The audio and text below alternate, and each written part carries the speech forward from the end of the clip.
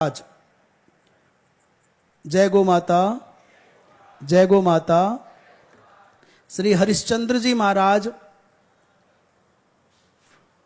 के बारे में ऐसा सुनने में आता है, इनका नाम क्या है पूरा? सत्य हरिश्चंद्र। क्या नाम है? चंद्र टरे, सूरज टरे और टरे जगत व्यवहार। बोले चंद्र अपनी मर्यादा छोड़ दे, सूरज समय पर उगना छोड़ दे, जगत के व्यवहार में परिवर्तन आ जाए, इतना सब कुछ हो जाए तो पे हरिश्चंद्र को टरे न सत्य व्यवहार। इसका मतलब महाराज हरिश्चंद्र ने जीवन में कभी झूठ नहीं बोला होगा। जन्मेजय ने पूछा, महाराज कभी झूठ बोला ही नहीं? व्यास जी महाराज बोले, पूरी कथा सुन लो फिर निर्णय करना झूठ बोला कि नहीं बोला।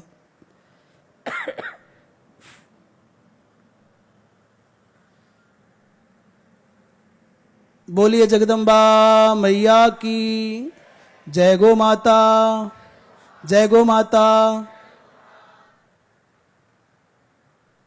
हरिश्चंद्र जी को कोई संतान नहीं थी, बड़े बेचैन रहते थे। सोचने लगे किस देवता की आराधना करूं, तो कोई और समझ में आया नहीं। अचानक उनके मन में वरुण देव भर गए। वरुण देव जी की आराधना की तो वरुण देव तो तुरंत प्रसन्न हो गए। एक अनुबंध के साथ, एक समझौते के साथ वरुण देव ने पुत्र दे दिया। वरुण देव ने कहा कि जो मैं पुत्र देने जा रहा हूं, उस पुत्र के माध्यम से तुम यज्ञ करना। हरिश्चंद्र ने सोचा कि देख, तेरे माथे पर निस्संतान होने का कलंक लगाए,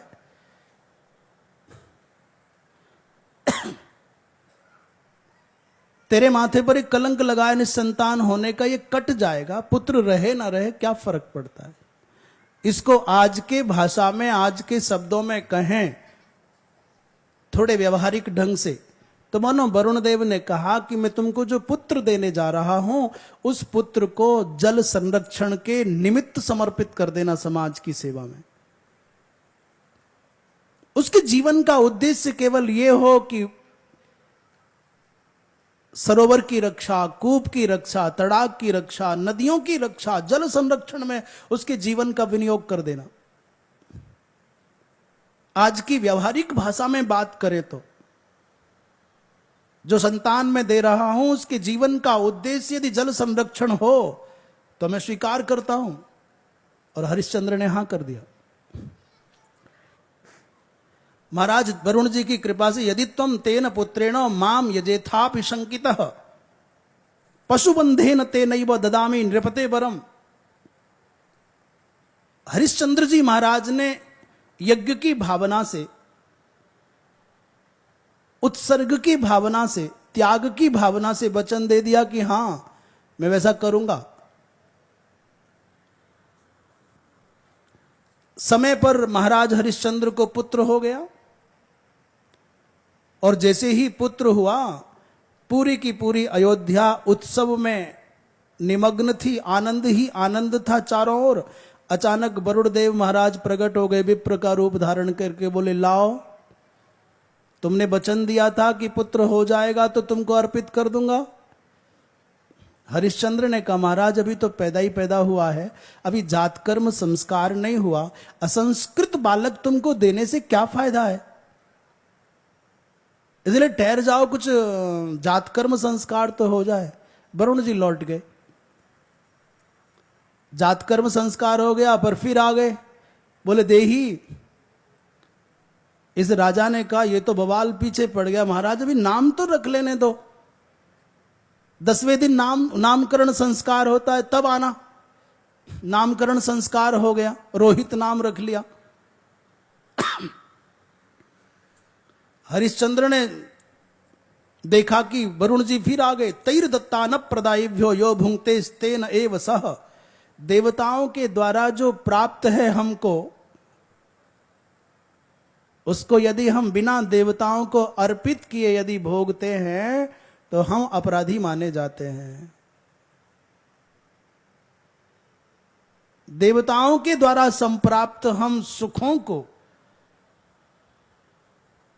भगवान के भक्तों के लिए तो शास्त्रकारों ने कहा है, तुम ही निवेदित भोजन करही, अब प्रभु प्रसाद पट भूषण धरही। भगवान को निवेदित करके ही भोजन स्वीकार करे, भगवान को अर्पित करके ही वस्त्र और अलंकार धारण करे। पर हरिश्चंद्र के मन में तो ये भाव आ गया कि देना नहीं है। पुत्रे जाते दशाहेन कर्म योग्या भवेत पिता मासेन शुद्धेत जननी दंपति तत्र कारणम। हरिश्चंद्र ने कहा, महाराज 10 दिन के बाद तो घर शुद्ध होता है, 1 महीने बाद जननी मां शुद्ध होती है, और बिना इन दोनों की शुद्ध हुए यज्ञ कैसे होगा, इसलिए 1 महीना ठहर जाओ। 1 महीना पूरा हो गया, वरुण जी फिर आ गए। इसने कहा, महाराज आप तो गजब कर रहे हो, इसके दांत तो निकल आने दो। दूध के दांत आ गए। फिर वरुण आ गए। इसने कहा, कम से कम ये नकली दांत टूट जाएं, असली दांत तो आ जाने दो। असली दांत आ गए। अदंतो न पशुश्लाघ्य त्याहुर्वेदवादिनः तस्मात् दंतोद्भवे तेहम करिष्यामि महामखम। महाराज असली वाले दांत आ गए। अब तो भाई अपनी प्रतिज्ञा को पूरा करो। हरिश्चंद्र जी महाराज ने कहा, भगवान इसका यज्ञोपवीत संस्कार हो जाए तब करूंगा। संस्कृताश्च चेत द्विजा अन्यथा शूद्रा ए वेद विदो बदंती। और राजा के बालक का 11वें वर्ष में यज्ञोपवीत संस्कार होता है, इसलिए 11 वर्ष के लिए बात टल गई।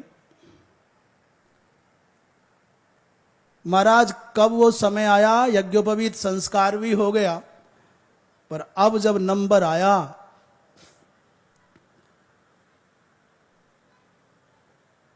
अब की बार जब लेने के लिए आए यज्ञोपवीत के बाद, तो राजा ने कहा, महाराज समावर्तन तो हो जाने दो, वैदिक ज्ञान तो हो जाए उसको।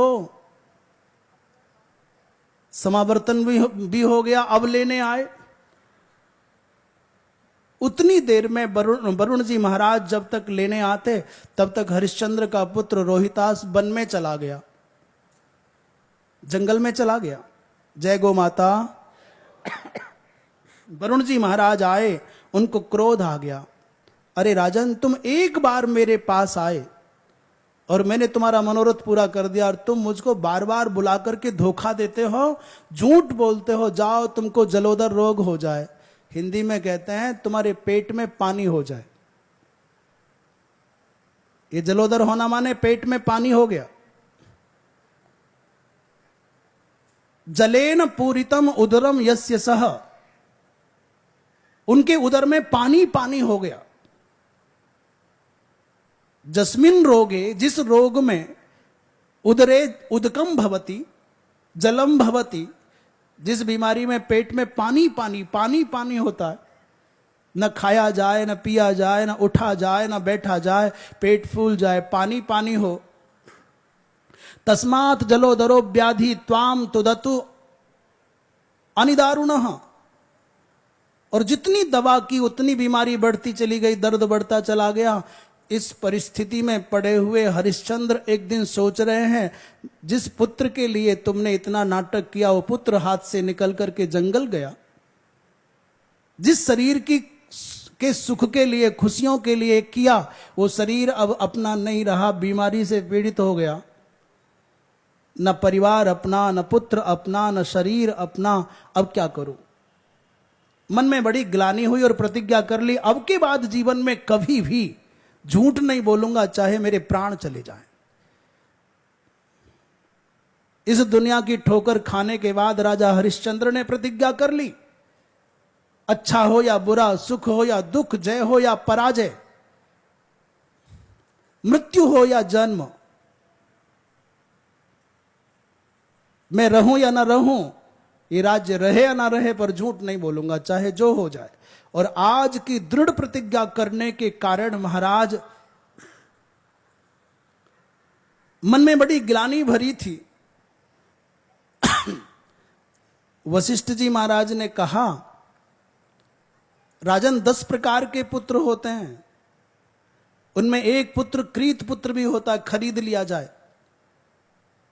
उस पुत्र के द्वारा भी तुम यज्ञ संपन्न कर लोगे तो काम हो जाएगा। सुनसेब जी महाराज को ये अजीगर्त के पुत्र थे, कहीं कहीं ऋचिक नाम लिखा हुआ है। बोले जय गो माता, जय गो माता। उनके 3 संतानें थी, 3 पुत्र थे। बड़े वाले को पकड़ करके पिता बैठ गए, बोले मैं बड़े को नहीं दे सकता, बड़ा पिता को प्यारा होता है।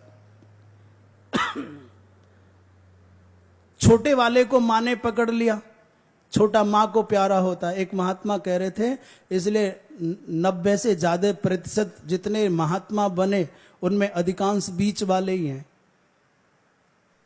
बड़े वाले को पिता ने कह दिया, अब यहां जो बैठे हो देख ले, पता नहीं,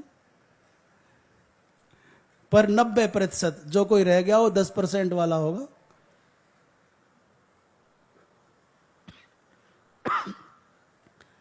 बड़े को पिता ने पकड़ लिया, नहीं देना है, छोटे को माँ ने पकड़ लिया, नहीं देना है, और गरीबी के कारण, लोभ के कारण सामने पैसा भी दिख रहा है। सुनसेप ने कहा, अच्छा ज्येष्ठः पित्रा स्वीकृतः। ओ बड़े को पिताजी ने पकड़ लिया है, और लघिष्ठः छोटे को मां। इसका मतलब अतिरिक्त तो इस घर में हम ही हैं। चेहरा उदास हो गया, इस घर में ना पिता मानते हैं ना मां मानती है, तो क्या करें, चलो हम चलेंगे भाई।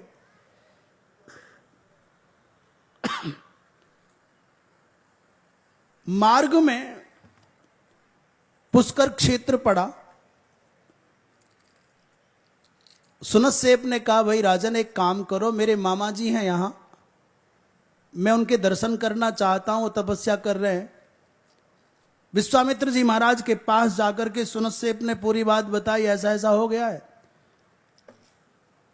विश्वामित्र जी महाराज ने कहा, पुत्र घबराओ मत पुत्र, मैं चलूंगा तुम्हारे साथ। विश्वामित्र जी के प्रार्थना करने पर भी हरिश्चंद्र नहीं माने। उन्होंने कहा, भाई इस ब्राह्मण बालक को छोड़ दे, ये रो रहा है। जब बात नहीं बनी तो विश्वामित्र जी महाराज ने सुनसेप को 2 मंत्र, 2 सूक्त, वरुण सूक्त का उपदेश किया, इनका पाठ करो। वो सुनसेप बैठा बैठा उन मंत्रों का पाठ कर रहा, बहुत छोटा बालक है, और एक एक करके जमीन पर 3-3 रेखाएं काटता जाता है और बार बार मिटा देता है। 1 काटता है, 2 काटता है, 3 काटता है, फिर मिटा देता है। लोगों ने देखा कि ये कुछ बुदबुदा रहा है और जमीन पर लकीरें खींच रहा है। किसी ने पूछा, रे क्या कर रहा है, किस बात के लिए लकीर खींचता है और क्यों मिटाता है? उसने कहा कि संसार में एक तो जन्मदाता पिता होता है, एक राजा भी पिता के जैसा ही होता है, और एक वो है जिसने सारी दुनिया बनाई है, परम पिता पिता होता है। तो महाराज मैं 3 लकीरें खींचता हूं, एक जन्मदाता पिता की, एक राजा जो पिता है उसकी, और एक परम पिता की। मेरे पिता ने मुझको त्याग दिया, इसलिए वो लकीर मिटा देता हूं, और राजा भी लोभ में आकर के मेरे ऊपर कृपा दया नहीं कर रहा, इसलिए वो भी लकीर मिटा देता हूं। अब तो केवल एक लकीर छोड़ देता हूं, शायद उसको अपने पिता होने का एहसास हो जाए। महाराज इस बात को सुनकर के जितने लोग वहां बैठे थे उनकी आंखें नम हो गईं। ये बालक देखने में अबोध है, पर कितना जगा है। पिता ने अपने पिता होने का दायित्व नहीं निभाया, इसलिए लकीर मिटा दी। ये राजा भी अपने राजा होने का दायित्व नहीं निभाता, इसलिए मिटा दी। पर क्या पिता, परम पिता परमात्मा भी इन दोनों की तरह खाली जाएगा? उन मंत्रों का पाठ चल रहा था, अचानक वरुण देव प्रकट हो गए, और वरुण देव ने प्रकट होकर के कहा, राजन तुम्हारा जलोदर रोग ठीक हो गया। जाओ मैं तुमको मुक्त करता हूं, इस बालक को मुक्त कर दो। इस संसार के पिता भ्राता बंधु बांधव भले ही धोखा दे जाए, साथ ना दें, परंतु वो परमात्मा की जो कृपा है, वो परम पिता की जो कृपा है, उससे कभी कोई वंचित नहीं हो सकता। बस हमारे विश्वास में कमी है। हमारा विश्वास यदि दृढ़ हो तो परमात्मा कभी अपने अनुग्रह से किसी जीव को वंचित नहीं करता। उसने कहा महाराज एक ही लकीर पक्की है परमात्मा की, परमपिता की। उन सुनत सेब को विश्वामित्र जी महाराज ने अपना पुत्र मान लिया। इस घटना के बाद हरिश्चंद्र जी महाराज ने दृढ़ प्रतिज्ञा कर ली, अब चाहे जो हो जाए मैं संसार में कभी मिथ्या भाषण नहीं करूंगा। एक दिन की बात है महाराज, वशिष्ठ जी और विश्वामित्र जी दोनों परस्पर देवलोक में बैठे हुए थे।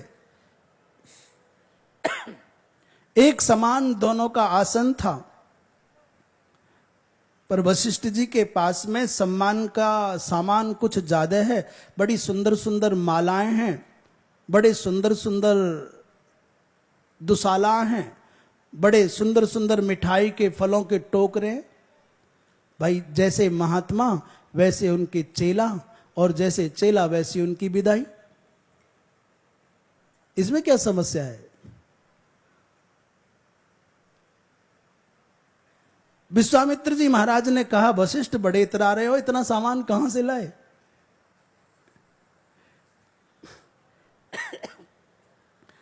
इतना सामान, इतनी पूजा, इतना सम्मान कहां पाए? वशिष्ठ ने कहा मेरा यजमान है हरिश्चंद्र, वहां से लाया। दुनिया में हरिश्चंद्र के जैसा धर्मात्मा, उनके जैसा कोई गोभक्त। अच्छा, जब महात्मा किसी से थोड़ा ज्यादा दान दक्षिणा पा लेते हैं तो फिर अपने चेले के गीत भी बहुत दूर दूर तक गाते हैं।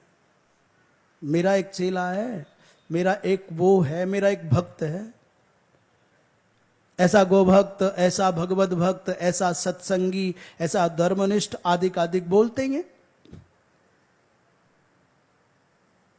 वशिष्ठ जी ने कहा कि जैसा मेरा शिष्य है धरती पर, वैसा कोई भगवान का भक्त गोभक्त नहीं है।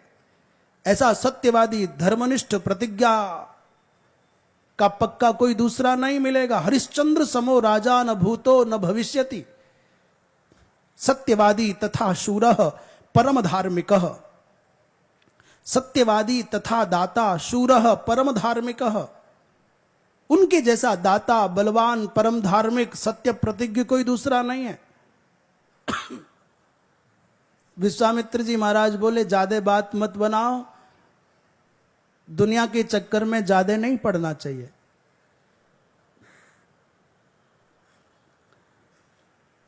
मैंने हरिश्चंद्र को देखा है, उसने वरुण के साथ में झूठ बोला था,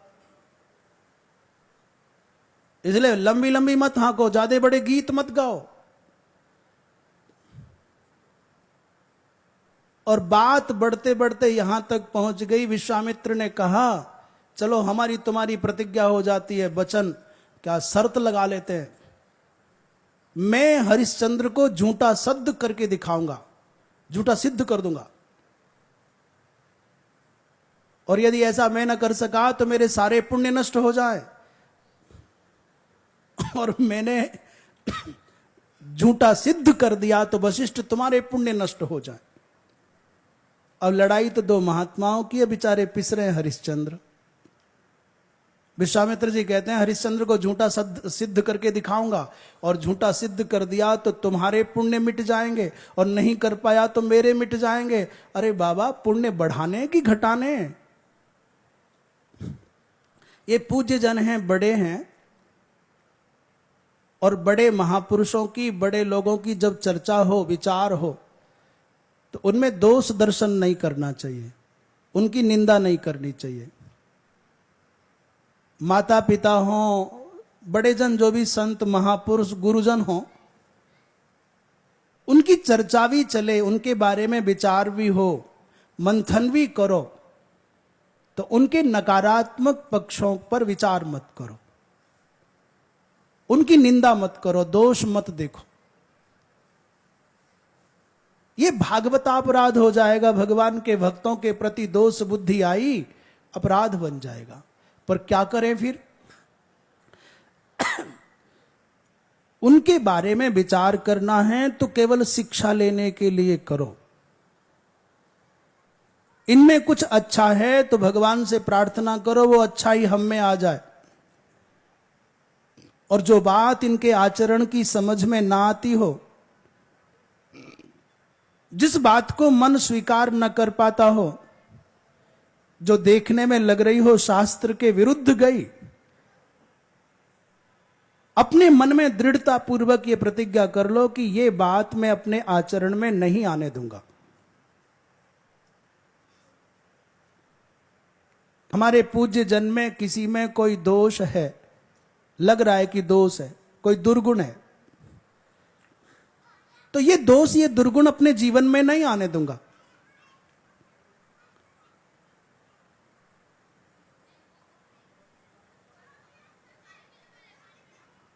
वशिष्ठ जी और विश्वामित्र का परस्पर जो विवाद है वो हमको और आपको ऐसी ही शिक्षा देने के लिए है। प्रतिज्ञा करनी थी तो ये प्रतिज्ञा करते कि यदि मैं अपनी बात सत्य सिद्ध कर लिया, मैंने हरिश्चंद्र को यदि झूठ बुलवा दिया तो मेरी तपस्या बढ़ जाएगी, और मैं ना करा पाया तो तुम्हारी तपस्या बढ़ जाएगी। बात तो ये होनी चाहिए थी, पर ये उल्टी बात हो गई कि मेरी मिट जाए या तेरी मिट जाए। एक सज्जन थे, जय गो माता, जय गो माता, धीरे से बोलो कहीं आवाज बाहर ना चली जाए, नजर ना लग जाए तुमको। आज 8वां दिन है। जय गो माता, जय गो माता, गौ माता की, जगदम्बा मैया की।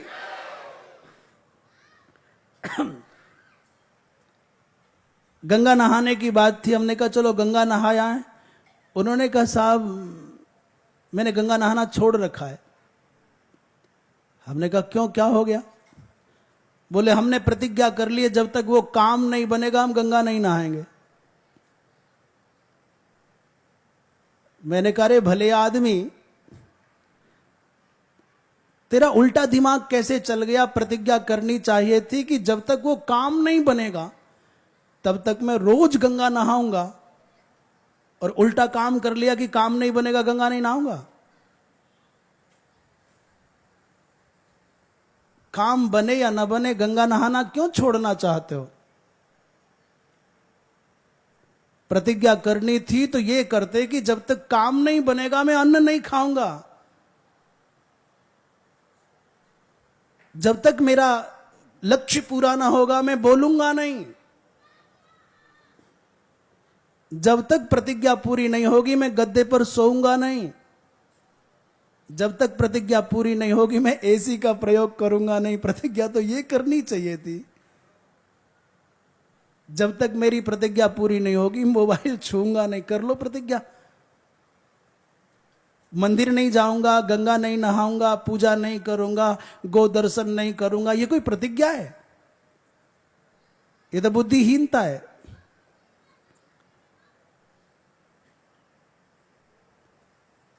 इन दोनों की, मैंने विश्वामित्र जी की प्रतिज्ञा गले नहीं उतरती। उन्होंने कहा कि मैं यदि उसको झूठा सिद्ध कर दूं तो तुम्हारा पुण्य नष्ट, और न कर पाऊं तो मेरा पुण्य नष्ट। इसकी जगह होना चाहिए था ये कि मैंने झूठा सत्य सिद्ध कर दिया तो मेरा पुण्य बढ़ जाए, और नहीं कर पाया तो तुम्हारा पुण्य बढ़ जाए।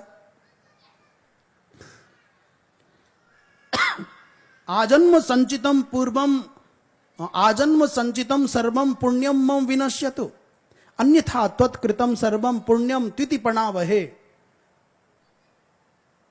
वशिष्ठ जी महाराज ने कहा तुम्हारा जैसा मन हो वैसा करो, पर मैं जानता हूं कि धर्म, हाँ, सत्य हरिश्चंद्र का व्रत टलने वाला नहीं है। महाराज ऐसा संयोग बना, हरिश्चंद्र जी महाराज एक दिन मृगया खेलने के लिए वन में गए और रास्ता भटक गए। एक माया कल्पित सूकर का पीछा करते करते करते करते वहां पहुंच गए जहां विश्वामित्र जी महाराज रहते थे। विश्वामित्र जी महाराज के आश्रम पर स्नान हुआ, विश्राम हुआ, संवाद होने लगा, अपने देश के जाने के लिए मार्ग का पता मिल गया। उसी समय माया से कल्पित एक वर वधू, उनके विवाह के निमित्त विश्वामित्र जी महाराज ने संकल्प करा लिया हरिश्चंद्र से, इनके जीवन निर्वाह के लिए अपना समग्र राज्य दे दो। भावावेश में आकर के राजा ने वो वचन दे दिया, मैंने राज्य दिया। जब राज्य मिल गया तो विश्वामित्र जी ने कहा, राजन, कोई भी दान किया जाता है तो उसकी सांगता सिद्धि के लिए, साधगुण्यार्थे सांगता सिद्ध्यर्थे च, साधगुण्यार्थम सांगता सिद्ध्यर्थम च, भूसी दक्षिणा दी जाती है, दक्षिणा दो। और दक्षिणा महाराज यहां जो आए हो ना, आप तीर्थ में आ गए हो। जो व्यक्ति तीर्थ में जाए, वहां से तीर्थ में स्नान किए बिना लौटे, वहां अन्नदान किए बिना लौटे, पुण्य किए बिना लौटे, तो उसको दोष लगता है। राजन, तुम तीर्थ में आए हो, प्राप्य तीर्थम महापुण्यम अस्नात्वा यस्तु गच्छति स भवेत आत्महा भूप इति स्वयं भुवो ब्रवीत। तीर्थ में जाओ तो अन्नदान करो, तीर्थ में जाओ तो स्नान करो, तीर्थ में जाओ तो कुछ ना कुछ जप ध्यान करो।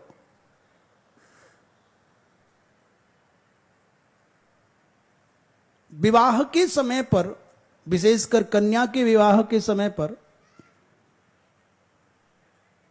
जो दान किया जाता है वो राजसूय, अश्वमेध आदि यज्ञों के करने के जैसा फल मिलता है। राजसूयादिकम पुण्यम गृहस्थस्य विवाहतः। गौ माता की सेवा करने पर भी वैसा ही फल कहा है।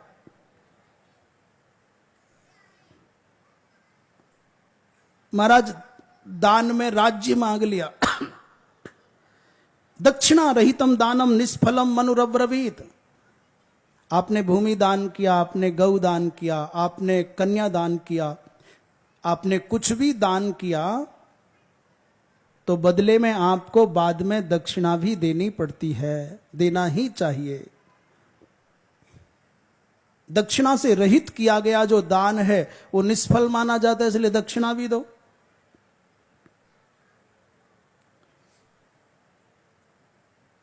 और महाराज दक्षिणा जो मांगी है,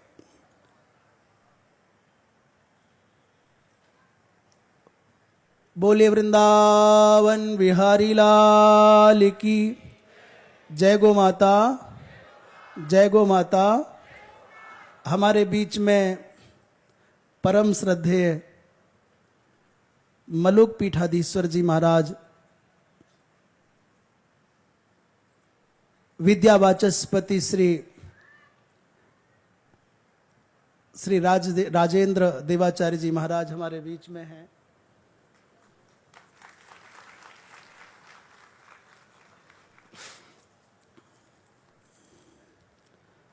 हम आप श्री का बहुत भाव भरा अभिनंदन अभिवंदन करते हैं। आपके आगमन से ये महोत्सव अपूर्व आनंद से परिपूर्ण होता हुआ दिखने लगा।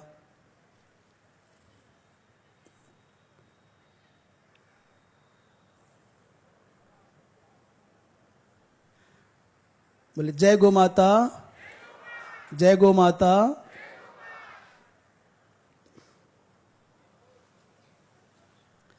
महाराज विश्वामित्र जी महाराज ने कहा कि राजन दक्षिणा, तो राजा ने कहा भगवान मैं प्रतिज्ञा करता हूं जब तक आपकी दक्षिणा नहीं दूंगा तब तक अन्न नहीं लूंगा।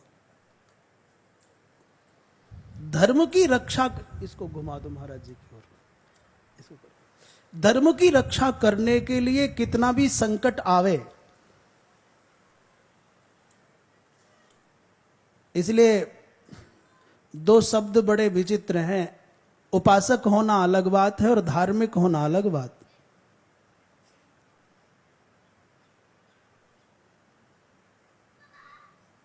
धार्मिक होने का अर्थ है व्यक्ति का जो जीवन है वो धार्मिक सिद्धांतों से अनुप्राणित होता है, इतना अनुशासित होता है कि उस व्यक्ति के जीवन में अतिवाद नहीं आ सकता। धार्मिक व्यक्ति हिंसक नहीं हो सकता, उपासक हिंसक हो सकता है। जैसे एक उदाहरण के लिए रावण के चरित्र का चिंतन करें तो रावण उपासक है, धार्मिक नहीं है। और उपासना में इतनी उत्कृष्टता है कि दुनिया के लोग फूल चढ़ाते हैं, कमल के फूल लाएंगे, स्वर्ण के फूल चढ़ाएंगे, पर महाराज दशानन की साधना ऐसी है, उसने अपने सर काट करके भगवान के चरणों में चढ़ाए। हम महापुरुषों की, ऋषियों की लिखी हुई प्रार्थनाओं से आरती करते हैं, प्रार्थनाएं करते हैं, वंदनाएं करते हैं, पर दशानन का इतिहास ऐसा है, उन्होंने अपने द्वारा सृजित स्तोत्रों के द्वारा भगवान शंकर की आराधना की, जिसका अनुसरण अनुकरण आज के लोग भी करते हैं। जटाटवी गलत जल प्रवाह पावित स्थले, सर काट करके देना आसान है, स्तोत्र लिख करके वंदना कर देना आसान है, पर धर्म के सिद्धांतों को आचरण में उतारना आसान नहीं है। उपासक तो आक्रोश में आकर के, आवेश में आकर के, जिद करके, शुंभ निशुंभ भी उपासक है, हिरण्याक्ष हिरण्यकशिपु भी उपासक हैं। अन्न छोड़ देंगे, पानी छोड़ देंगे, एक पैर पर खड़े हो जाएंगे, जल में तप करेंगे, अग्नि तपें, कुछ भी कर सकते हैं, पर समग्र जीवन धर्म के सिद्धांतों को अपने आचरण में उतारना यह बहुत कठिन है। धार्मिकता क्या है? धार्मिकता है मातृवत परदारेषु पर द्रव्येषु लोष्ठवत और आत्मवत सर्वभूतेषु यह पश्यति स पंडितः, यह पश्यति स धार्मिकः, यह पश्यति स पश्यति।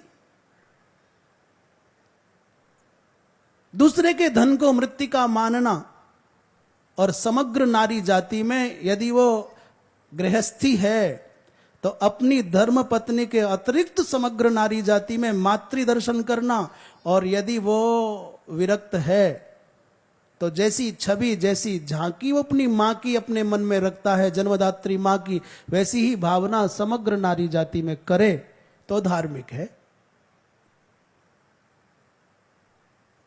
उपासना का एक सांकल्पिक, एक सामयिक ओज रहता है, उत्साह रहता है। उतने समय तक धार्मिक हो गया, उतने समय तक वो उपासक हो गया। ये भाई मेरा व्रत चल रहा है, अब मैं बोलूंगा नहीं, अब मैं ऐसा नहीं करूंगा, पर समग्र जीवन में धर्म के सिद्धांतों को उतारना ये बहुत कठिन होता है। इसलिए उपासक होना अलग बात है और धार्मिक होना अलग बात है। ये सत्य हरिश्चंद्र धार्मिक हैं। इन्होंने कहा महाराज मैं प्रतिज्ञा करता हूं जब तक आपकी दक्षिणा नहीं चुकाऊंगा तब तक मैं अन्न नहीं खाऊंगा। और रात्रि को अपने भवन में आ गए, राजमहल में आ गए हरिश्चंद्र जी महाराज। पर जब विश्वामित्र के आगे से चले तो उनकी माया का प्रभाव कुछ कम हुआ, सोचने लगे अरे रे रे रे, इस महात्मा ने तो मुझको ठग लिया, वंचितो हम महात्मना, समग्र राज्य मांग लिया, अब घर जाऊं तो क्या मुंह दिखाऊंगा।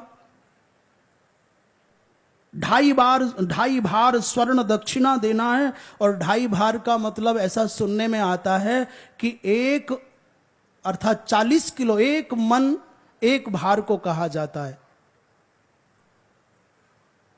मन में सोचने लगे भाई अब क्या करें, चेहरा उतरा हुआ है। सेव्या ने पूछा महाराज क्या हुआ? बोले कुछ नहीं, बिना खाए पिए रात को विश्राम किया, सवेरे आंख खुली, संध्या वंदन कर नहीं पाए, तब तक तो विश्वामित्र जी महाराज आ गए, बोले दक्षिणा दो। राजा ने कहा महाराज मुझे कुछ समय चाहिए। विश्वामित्र जी ने कहा निकलो, ये मुकुट उतारो, ये अलंकार उतारो। महारानी सैव्या के शरीर से जो महर्घ अलंकार थे वो सब उतरवा लिए। राजकुमार रोहितास के शरीर से जो अलंकार थे, दिव्य आवरण और आभरण थे, उतरवा लिए। एक साधारण वस्त्र में मां सैव्या, महारानी सैव्या, राजकुमार रोहितास और महाराज हरिश्चंद्र नगर छोड़ करके जा रहे हैं। भूखे प्यासे बिलखते हुए जब पानी की अपेक्षा करने लगे तो विश्वामित्र जी ने मुनादी करा दी, खबरदार इस राज्य में किसी ने इस राजा को एक बूंद पानी दिया तो, और ये और कह दिया कि सुनो ये राज्य मेरा है, इसके पानी पर भी तुम्हारा अधिकार नहीं है, निकलो बाहर। जब ये कथा पढ़ते या सुनते हैं तो ठीक महाराजा नल की यही दशा याद आती है। राज्य से निकल रहे हैं, जिस राज्य के लोग उनको परमात्मा मान करके पूजते थे वहां पानी की बूंद नहीं मिल रही।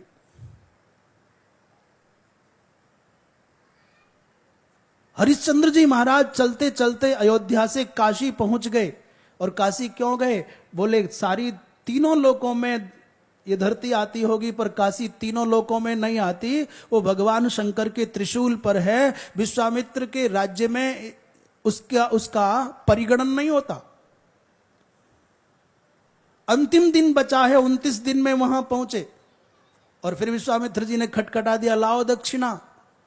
गिड़गिड़ा करके विश्वामित्र जी से हरिश्चंद्र जी ने कहा, भगवान अभी पूरा दिन शेष है, आप इंतजार करो, प्रतीक्षा करो। कठोरता का नाटक विश्वामित्र इसलिए करते हैं कि किसी प्रकार से हरिश्चंद्र झुक जाएं। और बार बार विश्वामित्र जी कहते हैं या तो दो या ना कर दो, कोई बात नहीं, घबराने की बात नहीं है। नहीं दे सकते तो मना कर दो ना कि भाई दे नहीं पाएंगे। कहते महाराज ना करना तो मैंने सीखा ही नहीं है।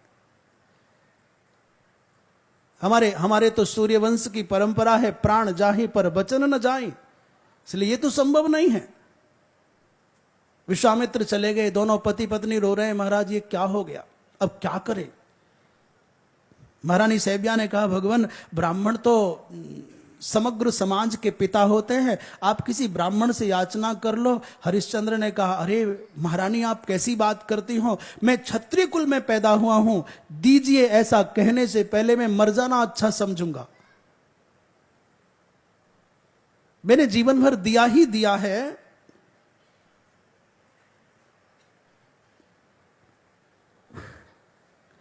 यदि दक्षिणाम अप्रदाय प्राणान विमुंचामि तदा ब्रह्मस्वहा क्रमि पापो भविष्याम म्यधमाधमः प्रेतताम यास्य वरम एवात्म विक्रयः। कहने लगे यदि बिना दक्षिणा दिए मेरा प्राणांत भी हो गया तो मैं अधमाधम योनियों में जाऊंगा, प्रेत हो जाऊंगा। इसलिए कैसे करूं? निर्णय किया कि खुद को बेच दूं। धर्म की रक्षा के लिए चक्रवर्ती सम्राट महाराज हरिश्चंद्र अपना विक्रय करने की तैयारी कर रहे हैं। महारानी ने कहा, भगवान आप मेरे रहते अपने आप को बेचेंगे, ये उचित नहीं है, ये नहीं हो सकता, मुझको बेच दीजिए। जैसे ही महारानी सैव्या ने कहा कि धर्म की रक्षा के लिए मेरा विक्रय करो, तो राजा की आंखों में आंसू आ गए। आज ये दिन देखना पड़ता है। अग्नि को साक्षी करके मैंने पति होने की प्रतिज्ञा की थी, और पति का मतलब है पाति रक्षति सर्वासु अवस्थासु। यह पति सब अवस्थाओं में जिसका दार संग्रह किया है, कर ग्रहण किया है, उसकी रक्षा करने का मैंने अग्नि को साक्षी करके संकल्प किया था, प्रतिज्ञा की थी। और आज ये दिन आ गया कि तुमको बेचना पड़ेगा। परंतु जैसी परिस्थितियां बनती हैं उनमें यह दशा हो गई। विश्वामित्र जी महाराज स्वयं एक वृद्ध ब्राह्मण बनकर के आ गए और दासी के रूप में महारानी सैव्या का सौदा कर लिया। परंतु वो दक्षिणा भी पर्याप्त नहीं है। महाराज को विचलित करने के लिए मां सैव्या की चोटी पकड़ करके, केस पकड़ करके खींचने लगे। महाराज हृदय ऐसा लगा जैसे कि फट जाएगा। रोहित रोने लगा, माँ माँ करके चिल्लाने लगा। माँ ने कहा, बेटा अब मैं महारानी नहीं दासी हूं, तुम्हारी माँ नहीं हूं। पर बालक क्या जाने कि मेरी माँ दासी है कि महारानी है, उसको तो माँ से मतलब है। मुझको मत छू, तुम राजकुमार हो, मैं दासी हो गई हूं।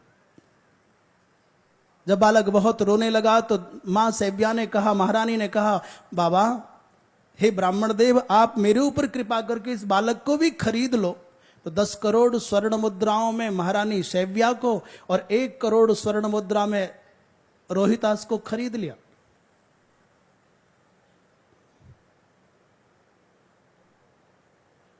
दृश्य बदला। विश्वामित्र जी फिर आगे लाओ दक्षिणा। राजा ने कहा, महाराज ये लो 11 करोड़। बोले, पुरुष का धन विशिष्ट होता है, स्त्री का धन उसकी अपेक्षा 10 गुना न्यून होता है, इसलिए दक्षिणा पूरी नहीं हुई, और देनी होगी। महारानी सैव्या दासी बनकर के ब्राह्मण के घर बर्तन साफ करती, चौका करती और बहुत सारे जो भी दासी के काम है सब संपन्न करती है। बालक फूल तोड़ करके लाता है,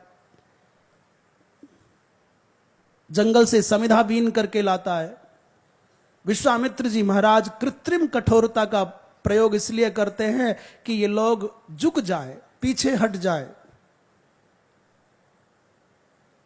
आज अंतिम दिन बचा है, सायंकाल का समय होने को आया, सूर्यास्त होने में कुछ पल शेष है। राजा ने कहा, भगवान आप ही मुझको स्वीकार कर लो, मैं क्या करूं, कहां जाऊं।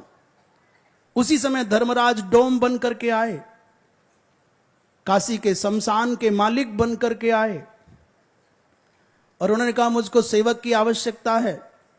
उन कृष्ण वर्ण के कुत्ताओं से घिरे हुए डोम को देख करके हरिश्चंद्र जी महाराज के हृदय में बड़ी ग्लानि हो गई, शरीर से बदबू आती थी। विश्वामित्र जी के चरणों में गिर करके कहा, गुरुदेव आप मुझको अपना दास बना लो, पर मुझको इस डोम के यहां पर दास मत रखो, इनके यहां मत बेको। मैं द्विज हूं, मेरे संस्कारों की मर्यादा है। विश्वामित्र जी ने महाराज ने कहा कि तुम हमारे हो गए ना, तुम हमारे दास हो और जाओ, मैं अपने दास को विक्रय करता हूं इस डोम के यहां। महाराज हरिश्चंद्र जी महाराज को पकड़ करके ले जाया गया। 5 दिवस तक दंडित करते रहे, निराहार गुफा में रखा, कारागार में रखा, भोजन नहीं दिया। और 5 दिन के बाद में फिर उनको शमशान घाट पर मुर्दों का कफन कर के रूप में लेने में नियुक्त कर दिया और कहा, खबरदार एक भी व्यक्ति बिना कर दिए अपने संबंधी का अंतिम संस्कार न कर सके। बड़े भयंकर चिताओं के जलने से जो काली काले धुआं उठते थे, आंधी के साथ जो राख उड़ती थी, उसके संसर्ग में रहते रहते भूख से तड़पते हुए एक दिन वो आया कि चिताओं पर लगे हुए पिंडदानों को ही रोटी पका करके खा ले। भूल गए राजापन का अभिमान, द्विजोचित संस्कार नष्ट हो गए। चेहरे की कांति मलिन हो गई। राजत्व का समग्र जो अंदर का स्वभाव था और बाहर का स्वरूप था, दोनों के दोनों मृतप्राय हो गए। धीरे धीरे अभ्यास में आ गया जीवन। उधर महारानी सैव्या सेवा करती थी। एक रात्रि को सायंकाल के समय जब रोहितास नहीं आया, बड़ी चिंता में डूब गई, मेरा पुत्र कहाँ है। तब किसी ने सूचना दी, अरे मां तेरे इकलौते पुत्र को सर्प ने डस लिया है, वो मर गया है, अमुक चौराहे पर पड़ा है। ये रोई गिड़गिड़ाई, अपने स्वामी से कहा, स्वामिन मैं अपने पुत्र का अंतिम संस्कार करके लौट आऊं। उसने कठोरता पूर्वक कहा, री दुष्टे मेरा काम छोड़ करके जाएगी, तुझको छुट्टी नहीं मिलेगी। खबरदार पहले आज रात का पूरा काम कर और सवेरे होने से पहले आ जाना, नहीं तो कल का काम बिगड़ जाएगा। रात्रि के सारे कार्यों का संपादन करके जब सारी काशी सो गई, तब सैव्या रोती बिलखती अनजाने पथ पर भटकती हुई हे पुत्र करके रुदन करती है। बाल बिखर गए, रोते रोते आंखें सूज गई हैं, लाल हो गई हैं, कपड़े अस्त व्यस्त हो गए हैं। कहां पूछे, किससे पूछे, सारा नगर चैन की नींद सोता है, पर सैव्या एक मां बिलख करके पुत्र की लाश खोज रही है। भौंकते हुए कुत्तों की आवाज आती है, कभी कभी सियारों की आवाज आती है, कभी कभी चौकीदारों की आवाज आ जाती है। एक जगह चौराहे पर धूल धूसरित पड़े अपने पुत्र को देखा तो लिपट गई। पुत्र तो रोज कहता था मां भूख लगी, आज बोलता नहीं है, मैं तो तुझको खिला करके खाना खाती थी। पुत्र उठ करके तू देख तो सही, मेरी आंखों के आंसू तो पहुंच। तू तो हर दिन मुझको सांत्वना देता था, मां ये कष्ट कट जाएगा,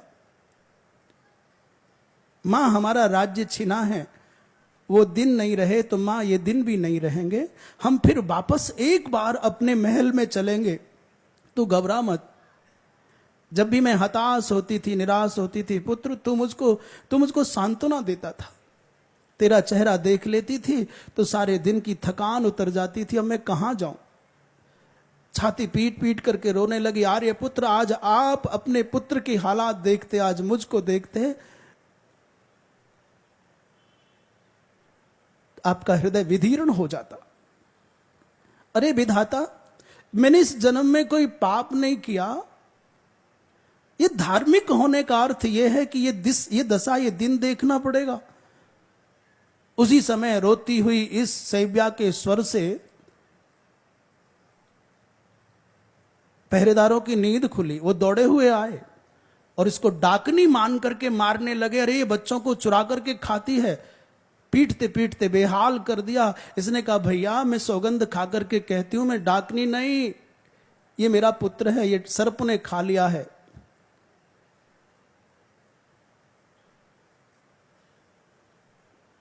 महाराज इसको पकड़ करके डोम के यहां ले गए सैव्या को। उस डोम ने कहा हरिश्चंद्र को बुला करके इसको मार दो, ये बच्चों को खाने वाली है, ये बाल घातनी है। महाराज हरिश्चंद्र ने कहा महाराज आप मुझे आदेश दो तो सारी धरती की सब राजाओं को जीत करके ला सकता हूं, मैं इंद्र को पराजित करके आपको वहां का राजा बना सकता हूं, पर किसी नारी पर हाथ नहीं उठा सकता। हरिश्चंद्र डोम के यहां कर लेने का काम करते हैं, शमशान में काम करते हैं, परंतु हरिश्चंद्र में अभी इतनी मनुष्यता नहीं मरी, मनुष्यता नहीं मरी, मानवता नहीं मरी कि वो नारी पर हाथ उठाए। उसने कहा महाराज मैं कुछ भी कर सकता हूं पर नारी पर हाथ नहीं उठा सकता। डोम ने डांट करके कहा खबरदार, जाओ इसको मार दो। हरिश्चंद्र बेचारे देख रहे हैं कैसे करूं, क्या करूं, ये स्वामी की आज्ञा है। सैव्या ने कहा भाई तुम कौन हो, मुझे कुछ खबर नहीं है, फिर हाथ हो तो आखिर मनुष्य हो ना, तुम मुझे मारना चाहते हो तो मार देना, पर एक अनुमति दो, मैं एक मां हूं, अभागी मां हूं, मेरा पुत्र मृत्यु को प्राप्त होकर के चौराहे पर पड़ा है, मैं उसका अंतिम संस्कार कर दूं, उसके बाद मार देना। हरिश्चंद्र को दया आ गई। उन्होंने कहा जाओ अपने बच्चे को ले आओ, संस्कार करो। अपने बालक को लेकर के आई। अंतिम संस्कार के लिए चिता बना रही है, रोती जा रही है, महाराज आज आप होते तो हमको ये दिन न देखने पड़ते। आज सब ज्योतिषी झूठे हो गए, आज सब संत की घोषणाएं झूठी हो गई। जो लक्षणज्ञ, लक्षणों को जानने वाले कहते थे रोहितास में चक्रवर्ती सम्राट बनने के लक्षण हैं, वो सब खोरी कल्पनाएं हो गई।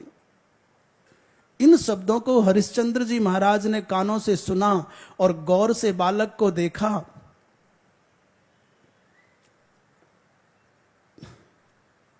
गौर से बालक को देखा तो मन धड़कने लगा, कहीं मेरा पुत्र तो नहीं है, कहीं महारानी तो नहीं है। गौर से देखा तो ऐसे लगा जैसे धूल में, जैसे राख में, भस्म में छुपी हुई आग की चिंगारी हो। ऐसी शरीर पर कालिक सी जम गई है, उनकी आभा प्रभा कांति सब मंद पड़ गई है। जब पहचान गए मेरा पुत्र रोहितास है, ये पत्नी सैव्या है, तो धरती पर अचेत होकर के गिर गए। हे पुत्र, सैव्या भी पहचान गई है तो महाराज हरिश्चंद्र हैं। उसने कहा रे विधाता, ये तुमने क्या किया? एक चक्रवर्ती सम्राट की ये दशा हो गई, वो शमशान घाट में मुर्दों का कर लेने का काम करने लगा। जल छिड़क करके सैव्या ने हरिश्चंद्र जी महाराज को चेतना में लाए। दोनों एक दूसरे से लिपट करके रोए और प्रतिज्ञा कर लिया, पुत्र के साथ ही चिता पर आसीन होकर के हम संसार छोड़ देंगे। चिता बनाई गई और जब दोनों अपने पुत्र को लेकर उस पर आरूढ़ होने लगे, अचानक परिदृश्य बदला। जैसे घने काले बादलों को चीर करके भगवान भवन भास्कर उदित हो जाए, वैसे अंधकार मिटा और न वहां शमशान घाट है, न जलती चिताएं हैं, न रोती बिलकती हुई सेव्या है। महाराज वहां तो सर्वांग सुंदर महाराज हरिश्चंद्र हैं, महारानी सेव्या है और जागृत चैतन्य रोहिताश्व है। न वहां डोम है, डोम के स्थान पर धर्मराज हैं और उस ब्राह्मण के स्थान पर विश्वामित्र जी महाराज हैं। सब देवता आ गए और बड़ी दिव्य पुष्प वृष्टि के साथ में सबने घोषणा की, महाराज आप अपने प्राण छोड़ सकते हो, प्रण नहीं छोड़ सकते।